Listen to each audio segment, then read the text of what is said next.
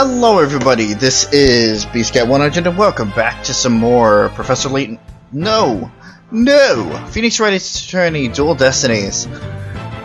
In the previous episode we had started off the trial, day 1, and we met Simon Blackwell. And together with Professor Fulbright. Professor? I need to get that terminology out of my fucking mouth hole. Detective Fulbright. We argued against them. And, well, long story short, we finally got Phineas Filch on the stand. So, that's good news. So we're gonna cross-examine him next on whether or not they saw the Tenmataro impersonator go down into the foyer, even though they claimed that they didn't. Something fishy's going on. Something fishy is definitely going on here. So then, if you'd like to see, leave a like down below, comment if you have anything to say, subscribe to me if you haven't already, click that bell so you're notified of everything that I do when I do it, and share with your friends so they can join in on this adventure. Investigation, trial, whatever. Now then, will the witness state his name and occupation, please? Name's Filch, Phineas Filch, the caretaker of QB Manor. Oh, and this is for you, your lordship. Just a little something I thought you might like. Oh my, what a fabulous pair of shoes! And your honor will do just fine, Mr. Filch. So shoes again. Don't they belong to Detective Fulbright? Don't tell me Filch stole them again. They're all yours, your honorship, sure? Sir? What? But they seem awfully expensive. Yep, too expensive for me, but I reckon they'd be perfect for someone like your honorship. It's a kind gesture, but legal ethics dictate I can't accept such gifts. Aw, ethics schmethics. Just take them if you want, and polish them up real good for you, too. I'm so sorry about the shoes, Mr. Filch, but I will accept your testimony. The court would like to hear whether or not you saw Tenmataro in the foyer after the murder.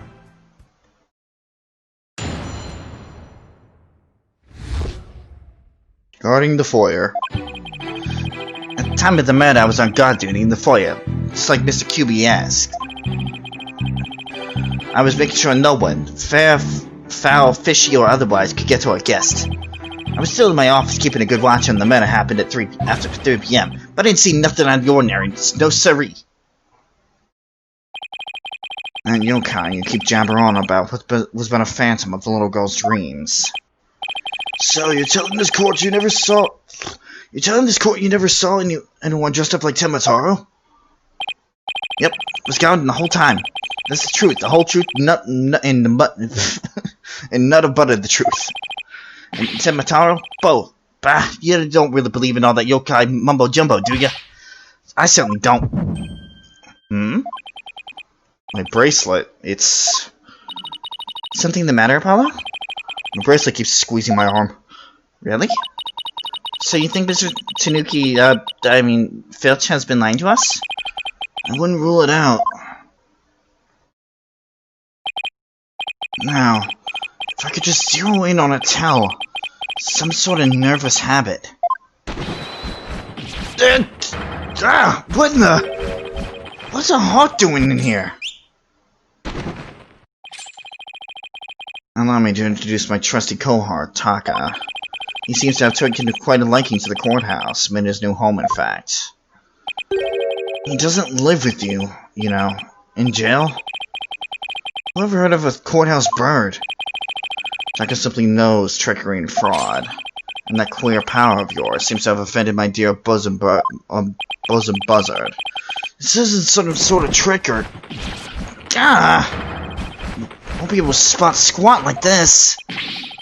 What the heck's going on around here? Run for the hills! No pets or other animals allowed in the courtroom.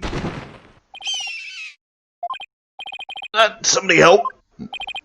Oh, he's merely having a bit of sport. He won't harm you, save when he's truly famished.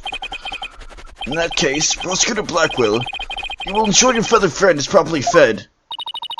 Looks like we have to do this the old-fashioned way. We'll be fine, I think.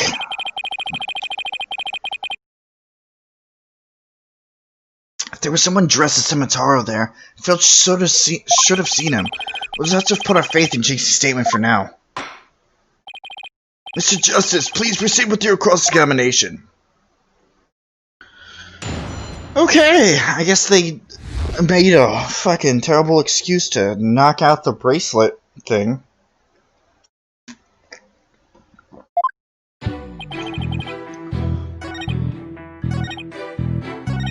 Oh, crap.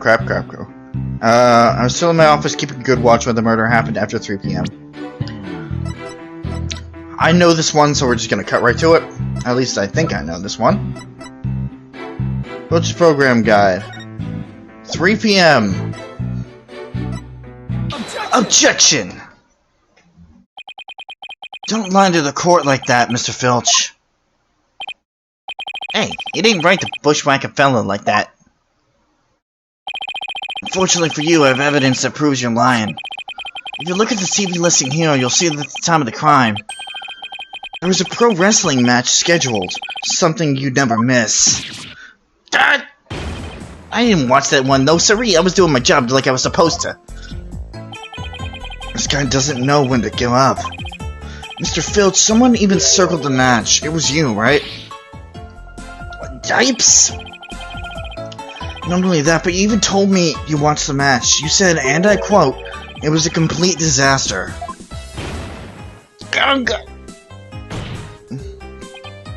So, do you admit to slacking off? You can't trick me with your Rudy poop lawyer talk. I'm one of them professional types too. I can do double duty, watch TV and the foyer at the same time.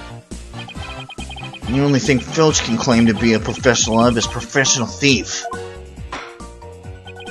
Mr. Justice, you would have this court believe the witness was slacking off. That's correct. He claims to have been watching TV in the foyer at the same time. But that's nothing but a bald-faced lie. Bold, you say? But I'm not the one who's lying. Perhaps you meant the witness, Mr. Justice. And in that case, let's see what evidence you can offer. Claim Mr. Filch is lying about watching TV in the foyer simultaneously. Now prove it. If we go to the foyer diagram, the TV and the camera, and well, in the foyer, they're on completely opposite ends of each other. You can't see shit. Take that. Please take a look at the direction the TV is facing in this diagram. Now, unless Mr. Filch's eyes where his right ear should be, I think it would be impossible to watch the foyer entrance and the TV at the same time. Well, yes, someone watching TV there couldn't possibly see the entrance. Exactly, and that means Mr. Filch, he was slacking off and not watching the foyer as you claim. Types! Bags out of the cat. I mean, the other way around.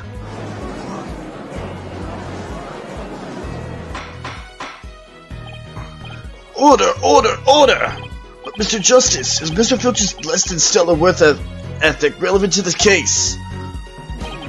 It's very irrelevant, because while he was slacking off watching TV, there really could have been a Tomataro impersonating the foyer.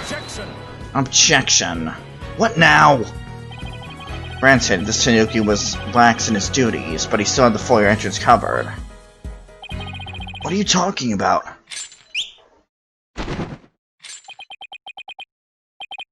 This. Not a mind reader. Good! Auditory sense. His eyes may have been slacking off, but his ears were still hard at work. Right, Tanuki. They were? I mean, yeah. Yes, they were. But you already admitted to slacking off. Now you say you weren't? My eyes might be lazy, but my ears ain't. I would have heard anyone in the foyer. You see, the foyer floor and stairway get creaky squeaky when someone walks on them. Creak, creak, creak. Not enough to wake the dead, I reckon. So you're saying you didn't hear anybody walk by? Yep, my ears were working full time, so now he's a liar, you no good shyster. A lying thief calling me a shyster. This has to be the low point of my fledgling career. Gotta hand it to you, Mr. Blackwell, sir. You really are something else. I mean, you don't miss a thing. And them bags under your eyes, they're darker than mine. Fair warning, Mr. Filch. Taka is particularly fond of Tanuki. Should you lie into this court again, you may suddenly find yourself on the menu. Please don't eat me, Mr. Taka, sir. Witness will henceforth testify truthfully under penalty of painful bird attacks. With that in mind, the court requests that the witness revise his testimony accordingly.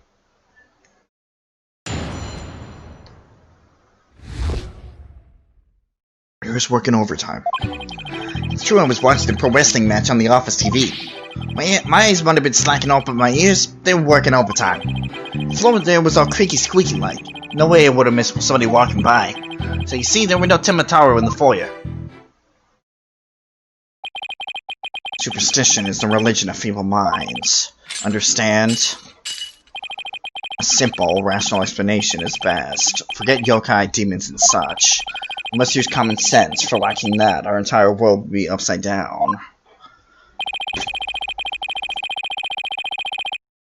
Says the convict prosecutor is who's totally a sign of the end times of the legal world. Besides, if there were any yokai roaming about, I'd nab him selling to the zoo. I wonder whether Jinxie was just seeing things. That seems to be the general consensus, but I'm sticking to my guns. But if we can't prove that we saw Timataro, the mayor's sure to be convicted. Then we better hope my guns fire bullets, not BBs. Defense may cross-examine the witness.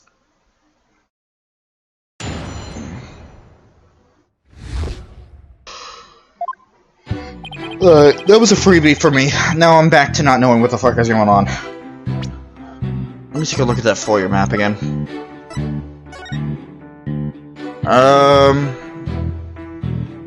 Yeah, you would have had to take the stairs.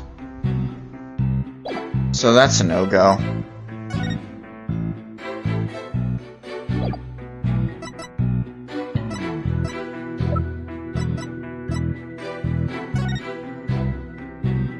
Staff light implement. Maybe.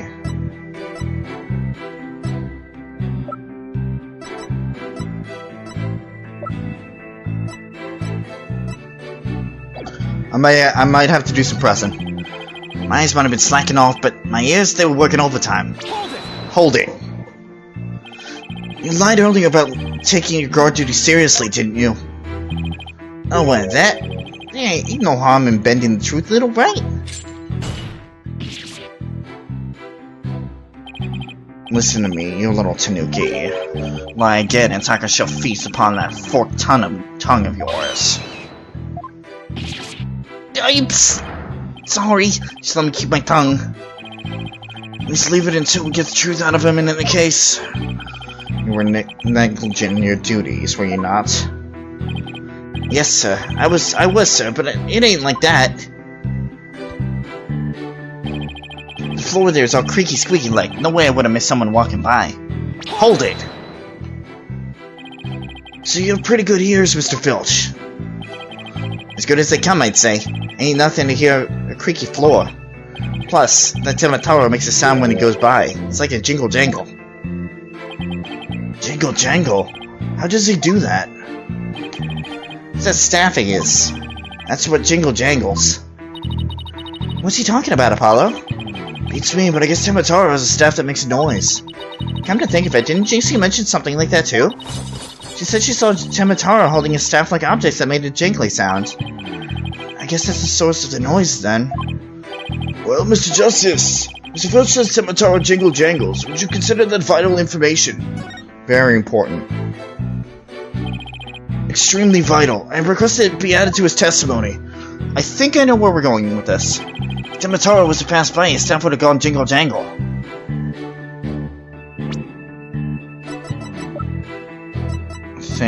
Hold on, where's that? There it is. He has no staff in the picture. Not that I'm super confident about this, but let me try it anyway.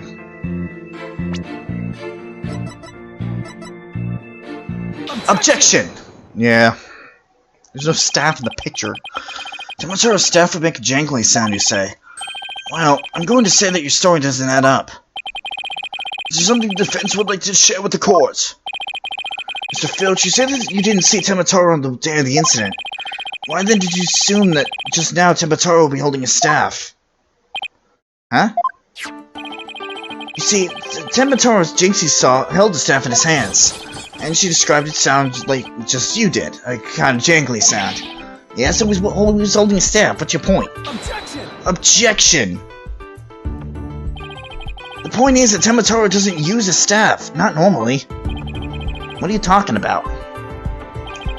You see, this is the only known document depicting Tematara. Is there a staff in that picture, Mr. Filch? You're right. You're right, there's no staff, not even a cane or walking stick. God. So the question is, why does the witness think Tematara uses a staff? I believe the answer will overturn the prosecution's case on the most basic level. Well now, this is getting interesting. Alright, Mr. Justice, it's time to show the court where you're going with this.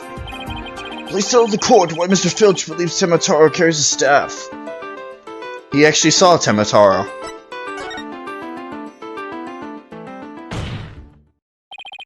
Mr. Filch actually saw Tematara right after the crime occurred.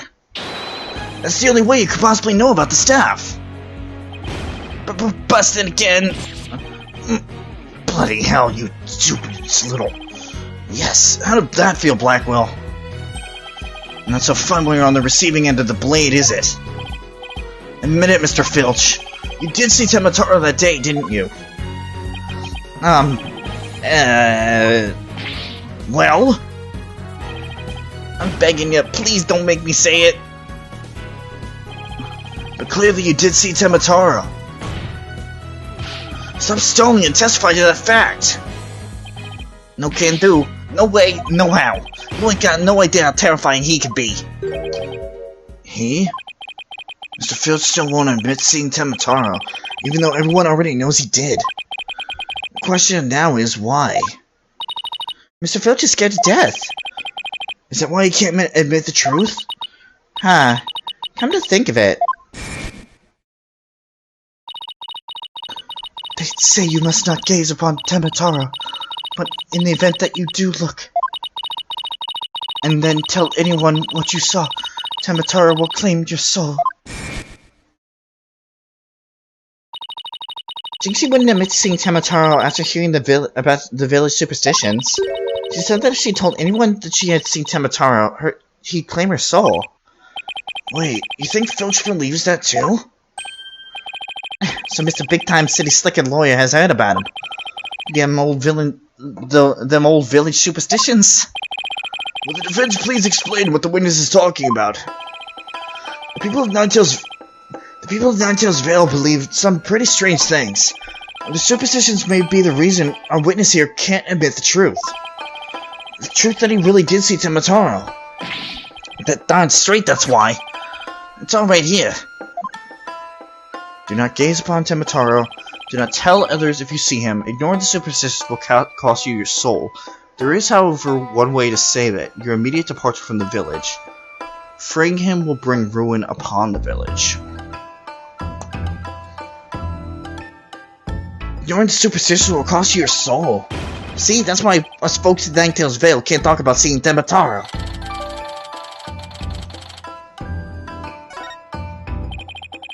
Clears up one mystery. The killer took advantage of the superstitions by wearing a Tematara costume. They knew that there was no way they could talk. There's no way. They knew that. They knew that way. They knew that. They knew that way no one could talk about him. So it was as if he never existed. The defense holds that this Tematara impersonator is the true killer. What?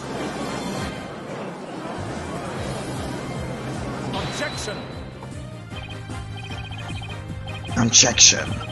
Superstition, you say? What sort of fool would actually believe such rubbish? And would that using some silly fairy tale so easily expose the culprit? You'll need to come up with more rational common sense explanation than that. Objection! Your common sense seems awfully narrow-minded to me, Prosecutor Blackwell. Objection. Try living in my world of narrow cells, moral danger, and dark sleepless nights. There's no lack of superstitions in the clink, but few are those who truly believe in them. Objection! Well, the village superstitions are real enough to the people of Ninetales Vale. A life or death superstition might even make you a believer.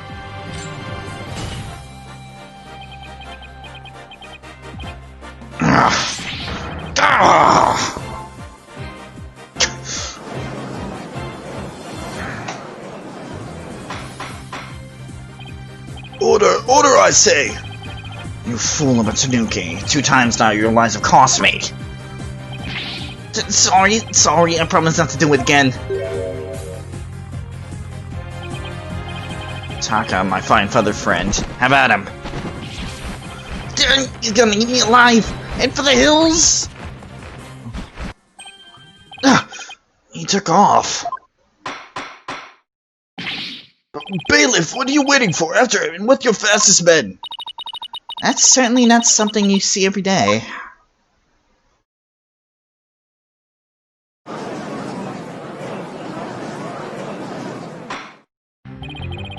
Well, it would seem a new and important fact has come to light. A third party disguised as Yokai Tamataro was at the scene. And now we have 2 witnesses who can attest to that fact. Any objections, Prosecutor Blackwell?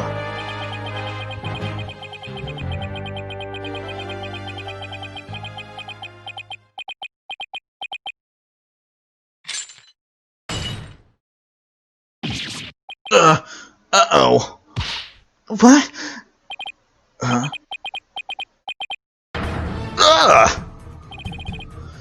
His shackles!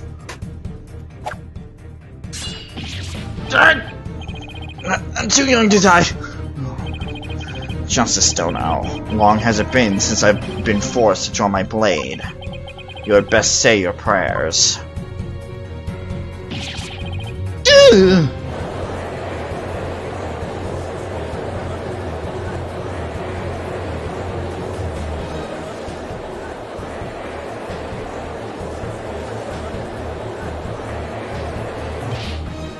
Detective, do something!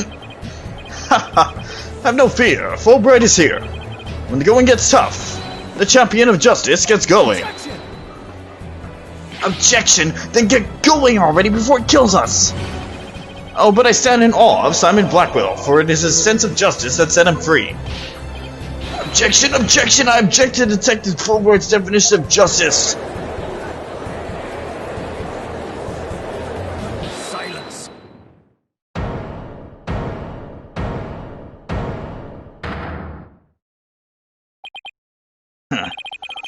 Not in the habit of cutting down unarmed cowards. Oh, well, in that case, Prosecutor Blackwell, can I ask you to, thank the judge forgotten he's in charge here. So, Justice Stoner's assertion is this. Tamataro is the real killer, not Mayor Tenma. According to him, there was a yokai at the scene of the crime. Right, and that yokai, or rather, whoever was impersonating him, killed Alderman Kyubi. Silence! God! Care to explain why Jinxie, being the first to discover the murder, did not see your alleged killer, yokai, there in the Fox Chamber? What? He's right, she said nothing about Tamataro being in the Fox Chamber. Let me enlighten you. The little scamp heard her dying scream right before she opened the chamber door. And your point is? Upon opening the door, she found a freshly skewed murder victim, the alderman, and the homicidal maniac who had killed him, the mayor. No, there must be someone dressed up like Timothy. Then why does that little scamp claim not to have seen the yokai in the Fox Chamber? Considering her father is accused of murder, surely she would have mentioned any third party that might have been in the room. I don't understand. Why didn't she see Temotaro inside the Fox Chamber? There's but one way to find out. Ask Jinxie Tenma whether she saw your killer yokai at the scene of the crime. Uh-oh. Final battle draws nigh. Only one of us will leave here alive. Long as my blade thirsted for blood, at last it shall be sated. Wait, this is still a trial, right? Show me what you're truly capable of. Justice Dono!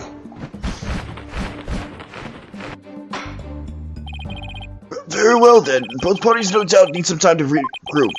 So the court will take a 10-minute recess in order to... God! 3 minutes. I'm sorry, but... 3-minute recess? Just so. Plenty of time if your destination of intent is the loo.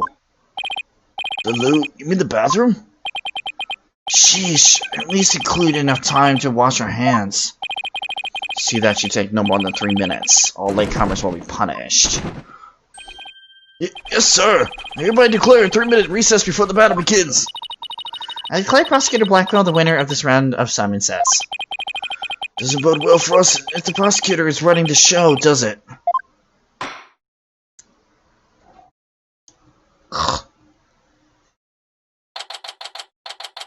Pain. Pain. I think after the recess we'll end things off. April 18th, 10:40 a.m. District Court, Defendant Lobby Number 3. He busted out of his shackles. Yeah, what was that all about? Guess they don't make shackles like they used to. Better be careful, Apollo. You've really brought out the samurai in him. Especially after you proved there was a Temotaro impersonator at the manor. What's with that guy in the whole samurai act anyway? Such fine swordsmanship. That is no mere act. Mr. Justice, it's high time I challenge this jailhouse prosecutor to a duel. No, wait, let's save the dueling until after we prove your innocence. Suppose it could wait till later. Does anyone remember we're conducting a trial here? Athena, I'm gonna go wash up. Remember what Blackwell said, Apollo. Don't be late.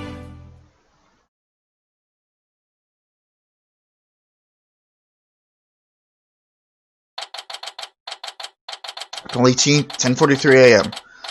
District Court, courtroom number 4. Whew, okay. Things are getting serious. I like it. But all things must come to an end. Just so I can... Eventually I'll be able to do the long sessions like I had before. I mean, fuck, I did a 40-something minute episode, last episode. But I'll be able to do it more consistently once I have a little bit more time to get my skills back. So, in the meantime, we're going to end things off here for now. In the next episode, we are going to continue the trial and move on to asking Jinxie what exactly happened in that hallway, or rather, in the chamber. Thank you guys for watching, and see you guys later.